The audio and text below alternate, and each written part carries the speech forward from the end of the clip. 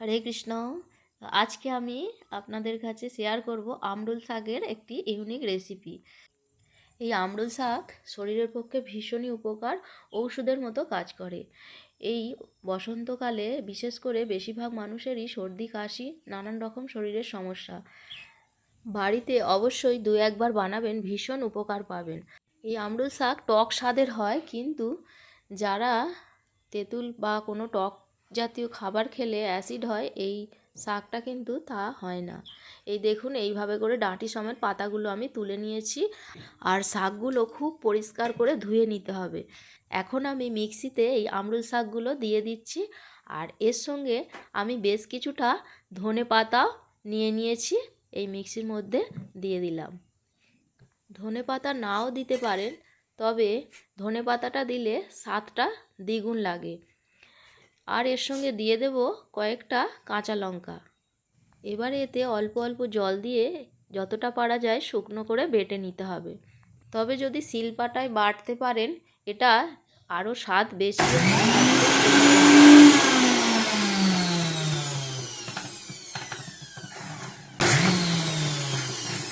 আমি এখানে একটা কড়াই বসিয়ে দিয়েছি, আর কড়ার মধ্যে অল্প পরিমাণ সর্ষের তেল দিয়ে দিচ্ছি।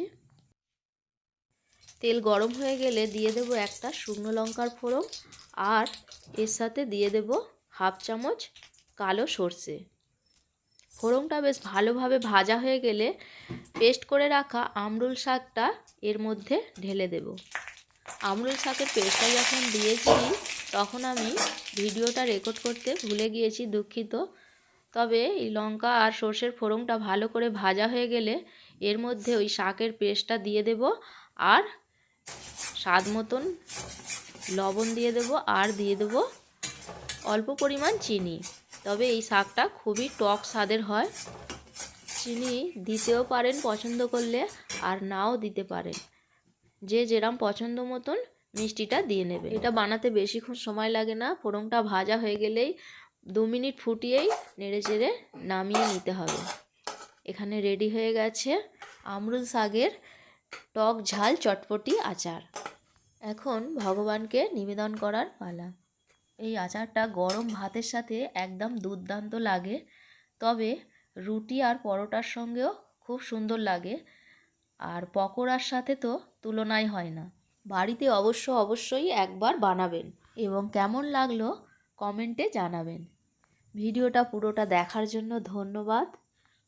ভিডিওটা কেমন লাগলো কমেন্টে অবশ্যই জানাবেন, আর যদি ভিডিওটা ভালো লেগে থাকে অবশ্যই বন্ধুদের সাথে শেয়ার করে দেবেন। ফিরে আসছি পরের ভিডিও নিয়ে। হরে কৃষ্ণ, হরি বল।